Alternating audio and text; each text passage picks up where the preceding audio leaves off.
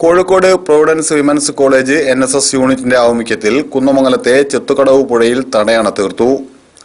പ്രകൃതി സംരക്ഷണം എന്ന മഹത്തായ ആശയത്തിന്റെ ഭാഗമായാണ് പുഴയിലെ നീരൊഴുക്ക് തടഞ്ഞു നിർത്തുന്നതിന്റെ ഭാഗമായി തടയണ തീർത്തത്.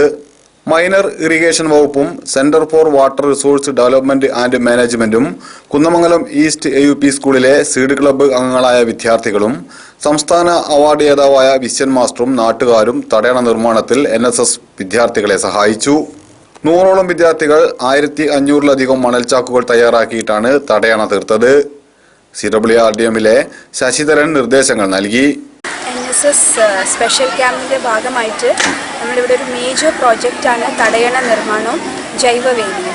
അപ്പോൾ ഇതിന് മുമ്പായിട്ട് നമ്മൾ CWRDM ഡിപ്പാർട്ട്മെൻറ്റ് അവരുടെ അടുത്ത് പോയപ്പോൾ അവർ പറഞ്ഞു ഇങ്ങനെയൊക്കെ എന്തൊക്കെ പ്രോജക്ട്സ് നമുക്ക് ജലം സംരക്ഷിക്കാനുള്ള രീതിയിൽ ചെയ്യാമെന്ന് പറഞ്ഞു. പുഴയായിട്ട് അപ്പോൾ പറഞ്ഞു മൈനർ ഇറിഗേഷൻ ഡിപ്പാർട്ട്മെൻറ്റായിട്ട് നമ്മളോട് എടുത്ത് സഹകരിക്കാൻ പറഞ്ഞു. അങ്ങനെ അവിടെ എത്തിയപ്പോൾ ഇങ്ങനെ അവരുടെ അടുത്ത് കുറേ പ്രോജക്ട്സുകളുണ്ട്.